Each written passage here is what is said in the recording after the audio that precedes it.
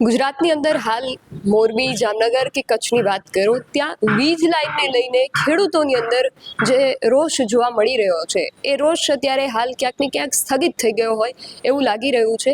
કારણ કે આ સ્થગિત થવા પાછળનું પણ એક કારણ છે, એ કોંગ્રેસના નેતાઓ જે છે એ સામે લાવી રહ્યા છે. આજે શા માટે ખેડૂતો જે છે આ વીજ લાઇનનો વિરોધ કરી રહ્યા છે અને એની પાછળ ખરેખર શું રાજનીતિ રમાઈ રહી છે, તેના વિશે આપણે ચર્ચા કરવી છે. જય હિન્દ, BSI ટીવી ન્યૂઝ પર આપની સાથે હું છું નિધિ ગઢવી.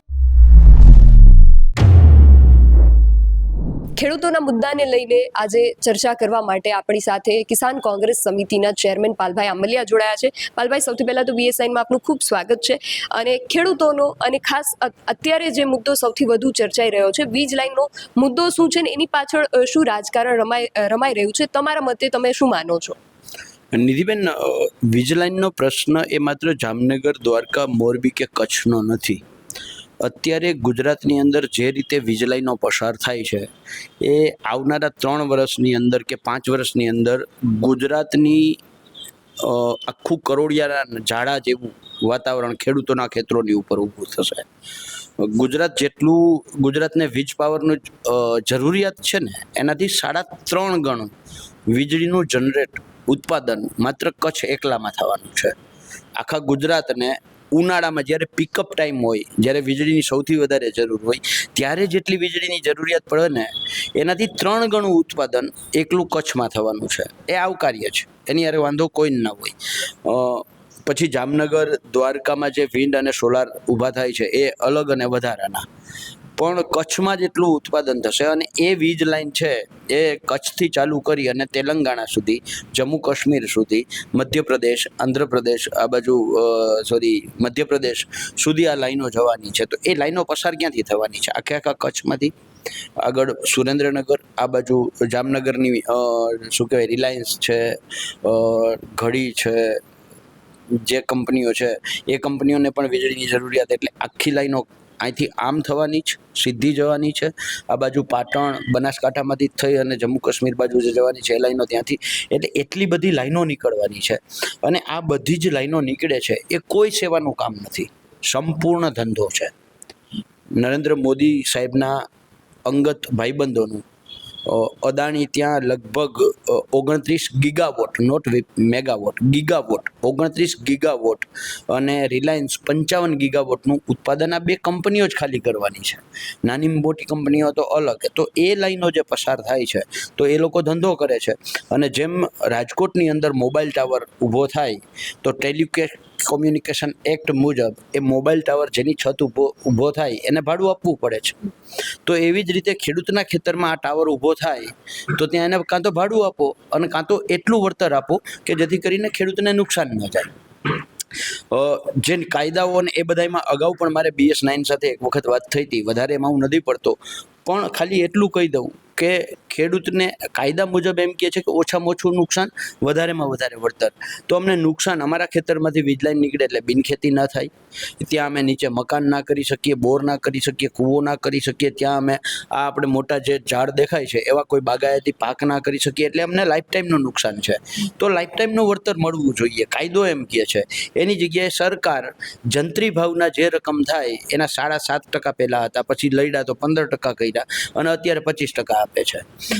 પણ આ બધી લડાઈઓના અંતે અત્યારે જે રમત આખી એક ચાલુ થઈ છે, જે ભાજપની ભગીની સંસ્થા છે, ભારતીય કિસાન સંઘ, એ ખબર નહીં, આમ ચોમાસું આવે અને દેડકા જેમ બહાર નીકળે ને, એમ કાં તો ચૂંટણી આવે ત્યારે આ ભારતીય કિસાન સંઘ બહાર નીકળે છે, અથવા તો ખેડૂતોના કોઈ એવા મુદ્દાઓ કે જે પિકઅપ પકડાય અને સરકારને એમાં ક્યાંક ને ક્યાંક પાછું વળવા જેવી પરિસ્થિતિ થાય, ત્યારે ચોમાસી દેડકાની જેમ ભારતીય કિસાન સંઘ બહાર નીકળે છે.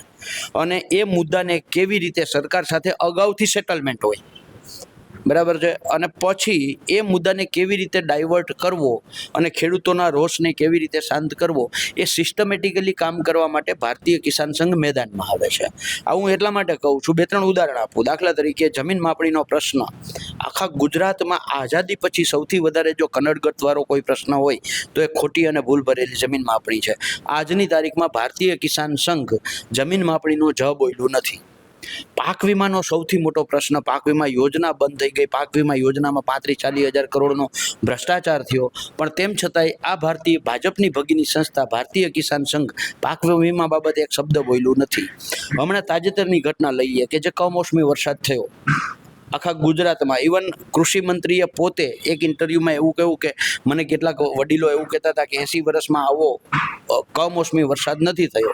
તો આ કમોસમી વરસાદમાં ખેડૂતોનું પાક ધિરાણ માફ કરો કે ખેડૂતોનું દેવું માફ કરો એવો એક શબ્દ ભારતીય કિસાન સંઘ બોલ્યું નથી. હવે આ વીજ લાઈનોના પ્રશ્ને, દાખલા તરીકે કચ્છમાં વાંઢિયામાં આંદોલન ચાલતું હતું, આપણે બધાએ જોયું. એમાં સમજવા જેવું છે, એને લીડ ભારતીય કિસાન સંઘ કરતું હતું વાંઢિયા પૂરતું, બરાબર છે. એ શું કરતા હતા કે સવારે 10 વાગે જવાનું, 15 જણાએ પોલીસ એને અટકાયત કરી લે, સાંજે 6 વાગે છોડી લે. 100 દિવસ આ ઘટનાક્રમ ચાલ્યો. અમે 19 તારીખે કચ્છ કલેક્ટર પાસે ગયા. કચ્છ કલેક્ટરને વિધિવત નિયમો અનુસાર કે 1885 ટેલિગ્રાફ એક્ટ રદ થઈ ગયેલો છે, તેમ છતાં એના આધારે તમે કેમ નોટિસ આપો છો?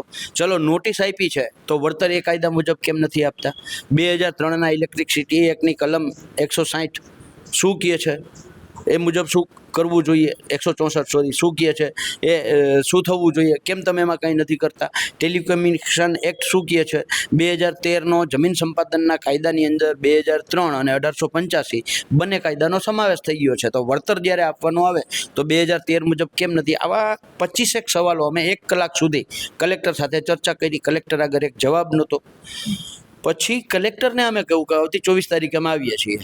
અમે પાછા 24 તારીખે ગયા 5,000 ખેડૂતો સાથે, અને કલેક્ટર પોતે ત્યાં રજા મૂકીને ભાગી ગયો. એટલે સરકારને એવું લાગ્યું, કારણ કે કલેક્ટર રજા મૂકીને ભાગી જાય એને અર્થ કે સરકાર દબાણમાં આવી છે, એની પાસે જવાબ નથી, એણે નિયમોનો ભંગ કર્યો છે, ખેડૂતોને દબાવ્યા છે, ખોટી રીતે ધમકાવ્યા છે. ઓન પેપર 5 પોલીસવાળા હોય અને ત્યાં 25 પોલીસવાળાને મોકલા છે. એટલે આ બધું એનું ભોપાડું થતું હતું. પછી અમે 10 તારીખે ડીજીપીને, રાજ્યના ડીજીપીને મળ્યા. એટલે એને એવું લાગ્યું કે હવે આમાં સરકાર દબાણમાં આવે એમ છે. એના ભાજપના મળતિયાઓના જે કોન્ટ્રાક્ટ છે એ કોન્ટ્રાક્ટ ક્યાંક ને ક્યાંક ભયમાં આવે એમ છે, કારણ કે આ વીજ લાઈનના ઊભા કરવાના, ફાઉન્ડેશન કરવાના, તાર ખેંચવાના બધા જ કોન્ટ્રાક્ટર ભાજપના સાંસદના કાં તો ભાઈના છે અથવા તો કોઈ ધારાસભ્યના છે. એટલે આ રીતે એના ઉપર જ્યારે દબાણ આવતું હતું એટલે ભારતીય કિસાન સંઘ તાત્કાલિક મેદાનમાં આવ્યું. ગુજરાતની અંદર અનેક દાખલાઓ છે કે ભારતીય કિસાન સંઘ સિવાય કોઈ આંદોલન કરે તો કાં લાઠીચાર્જ થાય, જો રોડ બ્લોક કરે, ખાલી 5 મિનિટ માટે કોઈ રોડ બ્લોક કરે તો એના ઉપર પોલીસ ફરિયાદ થાય છે. એની જગ્યાએ કચ્છ દિલ્હીને જોડતો, કચ્છ અમદાવાદને જોડતો, કચ્છ મુંબઈને જોડતો એકમાત્ર માર્ગ જે કચ્છનું દ્વાર છે સામખિયાળી, એ રોડ જ બ્લોક કર્યો અને 7 કલાક સુધી ભારતીય કિસાન સંઘે રોડ બ્લોક કર્યો.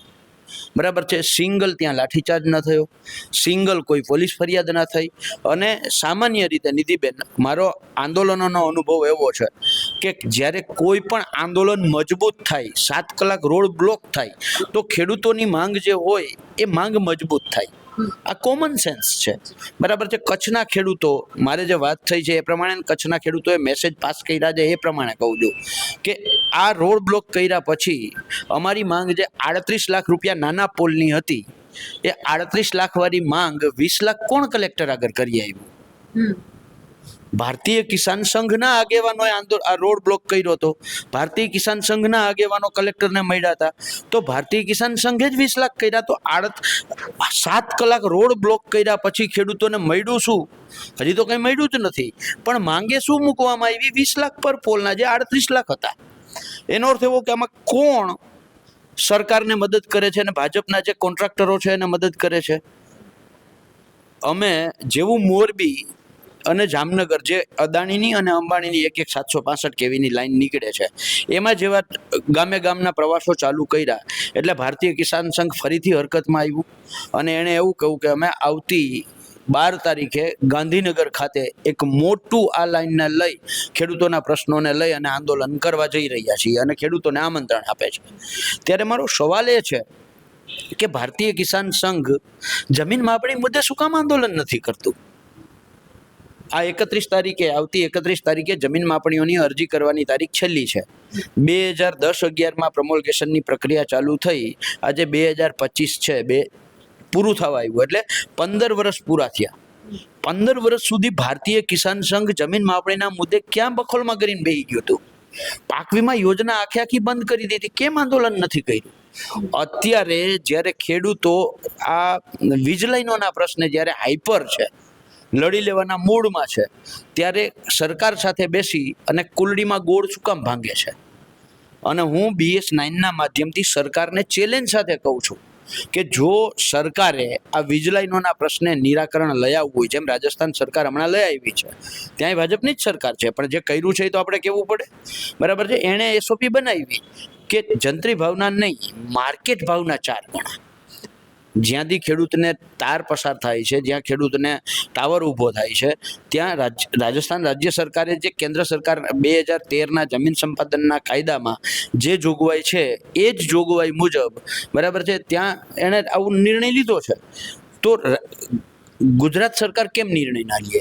અને ગુજરાત સરકાર જ્યારે ખેડૂતોના મુદ્દે ક્યારેય પણ બેઠક કરે તો ત્યારે એ માત્ર અને માત્ર ખેડૂત પ્રતિનિધિ તરીકે ભારતીય કિસાન સંઘને જ શું કામ બોલાવે છે? ભારતીય કિસાન સંઘમાં એવું એને શું લાગે છે? ખેડૂતોના પીઠમાં તો એને ખંજર ભૂક્યું છે. તો માની લ્યો કે જમીન માપણીના પ્રશ્ને સરકારે ચર્ચા કરવી હોય તો હું છાતી ઠોકીને કહું કે રાજ્યના મહેસૂલ મંત્રી અને રાજ્યના સેક્રેટરી, જે મહેસૂલ અધિક સેક્રેટરી હોય, એની પાસે જેટલું જ્ઞાન નથી જમીન માપણીમાં, સેટલમેન્ટ કમિશનર પાસે જેટલું જ્ઞાન નથી એટલું વકીલ ગિરધરભાઈ વાઘેલામાં છે. અમારા ખેડૂત આગેવાન છે, ખેડૂત હિતરક્ષક સમિતિના એ પ્રમુખ છે. તો ગિરધરભાઈ વાઘેલા ખેડૂત આગેવાન છે, એને કેમ નથી બોલાવતા? પાક વીમામાં સરકારે જો ચર્ચા કરવી હોય તો આખા ગુજરાતમાંથી પાક વીમાનું જેટલું નોલેજ રતનસિંહ ડોડિયા પાસે છે, કૃષિ મંત્રી પાસે ન હોય એટલું, રાજ્યના ખેતી નિયામક પાસે ન હોય એટલું રતનસિંહ ડોડિયા પાસે છે. તો એ રતનસિંહ ડોડિયાને કેમ નથી બોલાવતા? એ કોંગ્રેસમાં નથી, ગિરધરભાઈ નથી. એવી જ રીતે આ વીજ લાઈનનો જ પ્રશ્ન જે અત્યારે ચાલે છે, તો એમાં સરકારે માની લ્યો કે બેઠક કરવી હોય તો એને જયેશભાઈ પટેલને બોલાવવા જોઈએ સુરતથી. ગુજરાત ખેડૂત સમાજના આગેવાન છે, ત્યાંના પ્રમુખ છે, બરાબર છે. અને ખેડૂત સમાજે અને ભારતીય કિસાન સંઘે તો અનેક આંદોલનો સાથે કર્યા છે. તો જયેશભાઈ પટેલ પાસે, ઉર્જા મંત્રી પાસે, ઉર્જા સેક્રેટરી પાસે આ વીજ લાઈનો અને એના નિયમો, એનું જ્ઞાન નથી એટલું જયેશભાઈ પટેલ પાસે છે. તો જયેશભાઈ પટેલને શું કામ નથી બોલાવતા? ચલો હું કોંગ્રેસમાં છું, મન ના બોલાવો, અન્ય રાજકીય પક્ષોના ખેડૂત સંગઠનોને ના બોલાવો, પણ ગુજરાતમાં 78 ખેડૂત સંગઠનો છે, એને કેમ નથી બોલાવતા? અને આજે BS9ના માધ્યમથી હું ભારતીય કિસાન સંઘને 12 તારીખે જ્યારે ભેગા થવાના છે ત્યારે ચેલેન્જ સાથે કહું છું કે વીજ લાઈનના પ્રશ્ને જો તમે મળતા હો અને એના માટે આંદોલન કરતા હો તો જયેશભાઈ પટેલે વડાપ્રધાનને જે કાગળ લખ્યો છે એમાં એવું કહ્યું છે કે વીજ લાઈનનું 400 kV કે એનાથી ઉપરની કોઈ પણ લાઈન નીકળતી હોય તો ખેડૂતને એક પોલ દીઠ ઓછામાં ઓછું 2 કરોડ વળતર મળવું જોઈએ. ભારતીય કિસાન સંઘ 12 તારીખે રાજ્ય સરકારમાં આ માંગ મૂકી શકશે કે 2 કરોડ વળતર મળવું જોઈએ.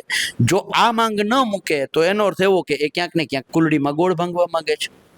ભારતીય કિસાન સંઘને આજે હું ચેલેન્જ સાથે કહું છું કે જે રીતે કેન્દ્ર સરકારની SOP છે અને એ SOP મુજબ વીજ લાઈનનો જ્યારે પ્રશ્ન ઊભો થાય વળતરનો, ત્યારે એ SOP એવી છે કે ખેડૂત પોતે વેલ્યુઅર કમિટીની નિમણૂક કરે. શું આ વેલ્યુઅર કમિટીની નિમણૂક ભારતીય કિસાન સંઘ કરાવી શકશે? નંબર 3, જમીન માપણી 11 વર્ષથી આજની તારીખમાં ગુજરાતમાં, ચેલેન્જ સાથે કહું છું, સરકાર નહીં કહું છું અને ભારતીય કિસાન સંઘને ધ્યાને દોરું છું ને એને ચેલેન્જ આપું છું, 7 લાખ આસપાસ વાંધા અરજીઓ આવી. આ વાંધા અરજીઓનો સરકારે નિકાલ 80% તો અરજીઓ દફતરે કરી છે. જે 20% અરજીઓનો હકારાત્મક નિકાલ કર્યો એમાંથી એક અરજીની એક ગામમાં નકશામાં અસર આપી છે? નથી આપી. તો એનો અર્થ એવો કે આ અરજીઓના માધ્યમથી 11 વર્ષથી 15 વર્ષથી સરકાર ખેડૂતોને મૂર્ખ બનાવે છે. ભારતીય કિસાન સંઘમાં સરકારને છાતી ઠોકીને આંખમાં આંખ નાખીને કહેવાની હિંમત છે કે આ જમીન માપણી રદ નહીં કરો ત્યાં સુધી અમે ઊભા નહીં થઈએ. ગુજરાતમાં છેલ્લા 8-10 વર્ષથી સતત કમોસમી વરસાદ અતિવૃષ્ટિનો ખેડૂતો ભોગ બને છે. સરકારે પાક વીમા યોજના બંધ કરી દીધી, એની જગ્યાએ મુખ્યમંત્રી કિસાન સહાય યોજના ચાલુ કરી. 2 વર્ષમાં એક રાતી પાઈ ના આપી. અત્યારે ગુજરાતના ખેડૂતોને આ જ્યારે પણ અતિવૃષ્ટિ થાય, કમોસમી વરસાદ થાય કે દુષ્કાળ એટલે કુદરતી આપત્તિઓ આવે તો ગુજરાતના ખેડૂતો માટે સંપૂર્ણ રામ ભરોસે છે. એક યોજના નથી જેમાં ખેડૂત છાતી ઠોકીને કહે કે અમારો હક છે, પાક વીમામાં પ્રીમિયમ ભરીએ તો કહી શકીએ ને છાતી ઠોકીને કે અમારો હક છે. એવી જ રીતે પાક વીમા યોજના સરકારી કંપનીઓના માધ્યમથી સરકાર ચાલુ કરે ત્યાં સુધી ભારતીય કિસાન સંઘ અહીંથી ઊભું નહીં થાય. આવું 12 તારીખે કરી શકશે? આ નહીં કરે. મેં આ જેટલા તમને મુદ્દાઓ કહ્યા ને, 2 કરોડની વાત નહીં કરે ભારતીય કિસાન સંઘ, એક પોલ દીઠ 2 કરોડ આપો એવી. ખેડૂતો માટે વેલ્યુઅર કમિટી જે કેન્દ્ર સરકારની 2025ની SOP જ કહે છે, તો એ વેલ્યુઅર કમિટીની માંગ એ નહીં જ કરે અને નહીં કરશે તો એ આછી પાતળી માંગ હશે.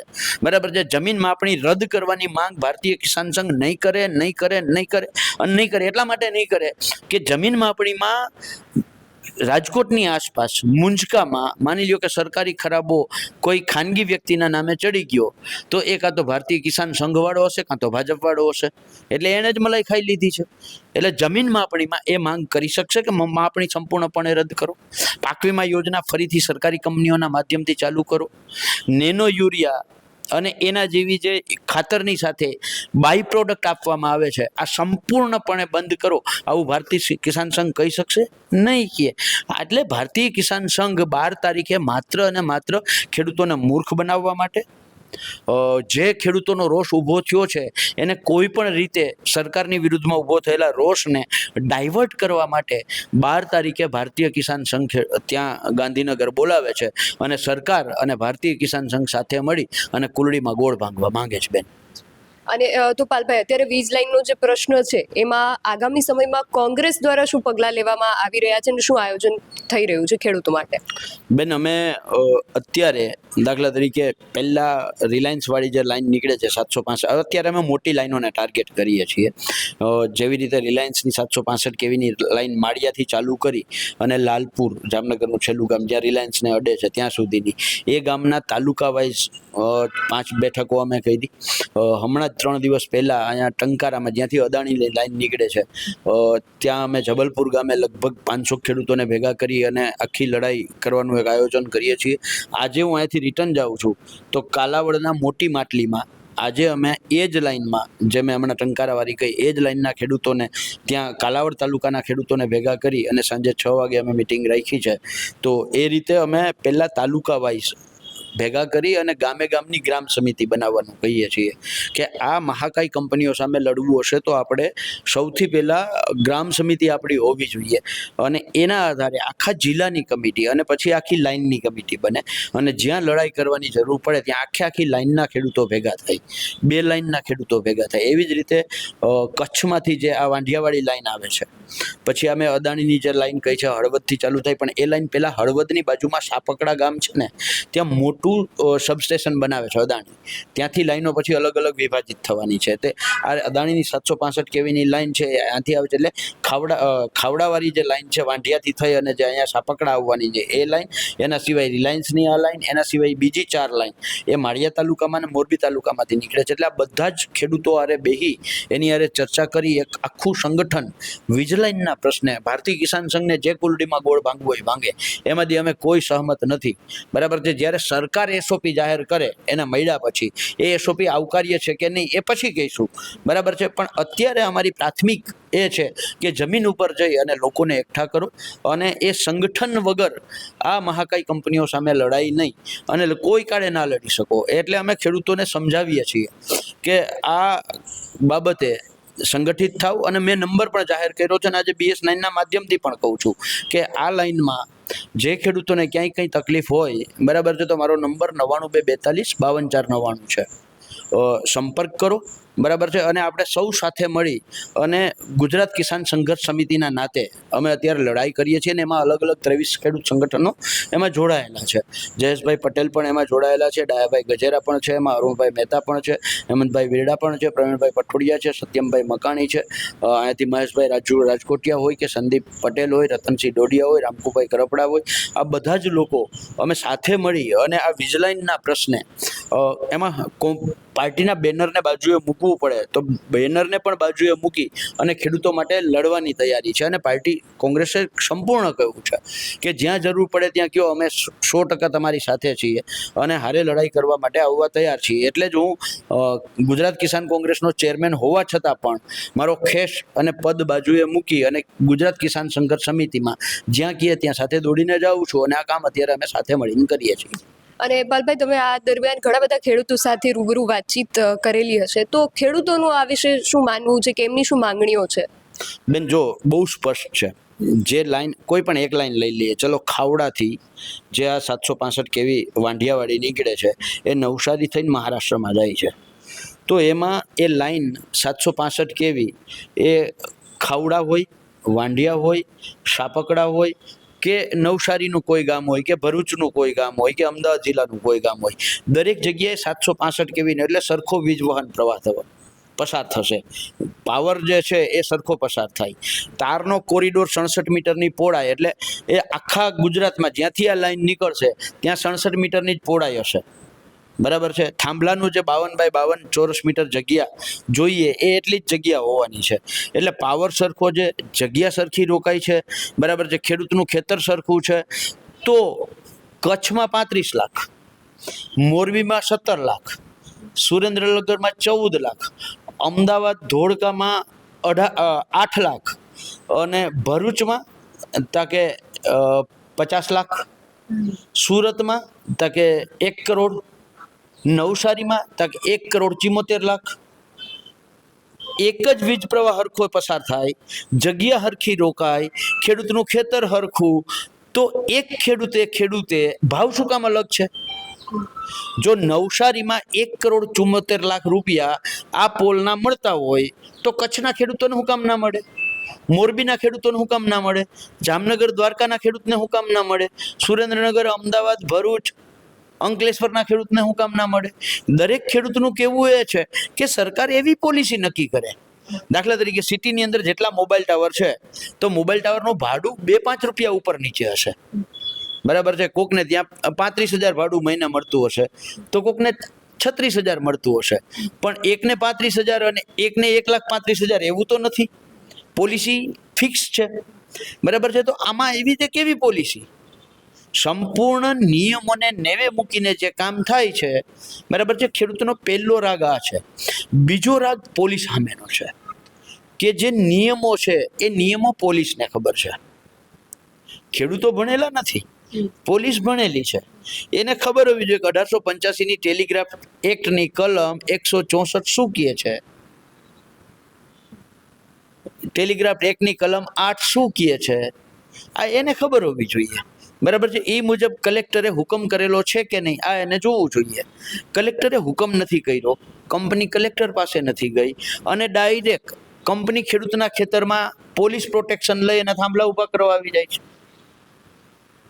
તો પોલીસને નિયમો નથી ખબર. આ તો અમારી ડીજીપીને ફરિયાદ હતી જે ખેડૂતોને અવાજ હતો એ કે પોલીસ શું કામ એવી રીતે ડાયરેક્ટ વહીવટ કરવા પહોંચી જાય છે. બેન, કેટલાય કેસો એવા બન્યા છે કે લાઈનની ક્યાંય મંજૂરી જ નથી લીધી કોન્ટ્રાક્ટરે, અને એ લાઈનમાં ડાયરેક્ટ પોલીસ ખેડૂતને પોલીસ સ્ટેશને બોલાવે કે તમે પોલીસ સ્ટેશને આવી જાજો, ફલાણી લાઈનના કોન્ટ્રાક્ટરનો અમને એક ફરિયાદ આવી છે, તમે કામ કરવા નથી દેતા, તમે ત્યાં આવી જજો. બરાબર છે. હવે આ પોલીસનું કામ છે? આ તો ડાયરેક્ટ પોલીસ ખેડૂતને દબાવી અને કોન્ટ્રાક્ટરનું કામ કરી આપે છે. જે 50 લાખ રૂપિયા ખેડૂતને આપવાના હતા, એક ખેડૂતને આપવાના હતા, એની જગ્યાએ 50 લાખ રૂપિયા કોન્ટ્રાક્ટર પોલીસ સ્ટેશનમાં આપી દે અને એ બધા જ ખેડૂતોનું કામ એ કાઢી આપે. તો કોન્ટ્રાક્ટરને કેવડો ફાયદો? એટલે સમજવા જેવી વાત આ છે. અને આ જ વાત અમે આ જ શબ્દો સાથે ડીજીપીને કહ્યું છે, અને એટલે ભારતીય કિસાન સંઘ મેદાનમાં આવ્યું છે કોન્ટ્રાક્ટરોને બચાવવા માટે, અદાણીને બચાવવા માટે. રિલાયન્સની આ લાઇનને બચાવવા માટે ભારતીય કિસાન સંઘ ખેડૂતોનું ક્યાંય 1% પેટમાં ભરતું નથી. માત્ર ને માત્ર આ લોકોનો જે વચ્ચેનો ગાળો જાય છે એ ગાળો ખેડૂતો લેવા માંગે છે, પોતાનો હક માંગે છે, અને એમાં ભારતીય કિસાન સંઘ માત્ર ને માત્ર ફરીથી ખેડૂતોના પીઠમાં ખંજર ભૂકવા આવ્યું છે. તો પાલભાઈ આંબલિયા દ્વારા ઘણા બધા આક્ષેપો કરવામાં આવ્યા છે અને ખાસ કરીને ભારતીય કિસાન સંઘ જે છે એની ઉપર અનેક પ્રશ્નો ઉઠાવવામાં આવ્યા છે. આ સમગ્ર મુદ્દો છે એમાં તમારું ખાસ કરીને જે ખેડૂત મિત્રો અમને જોઈ અને સાંભળી રહ્યા છે, તમારું આ વિષયને લઈને શું માનવું છે અને તમારી શું માંગણી છે અમને કમેન્ટ બોક્સમાં ચોક્કસથી જણાવજો. આવી જ વધુ ચર્ચાઓ સાથે મળતા રહીશું. તમે અમારી યુટ્યુબ ચેનલને સબસ્ક્રાઇબ કરવાનું અને અમને ફેસબુક અને ઇન્સ્ટાગ્રામ પર ફોલો કરવાનું ભૂલશો નહીં. બાકી અવનવી અપડેટ્સ માટે આપ જોતા રહો BSI ટીવી ન્યૂઝ. નમસ્કાર.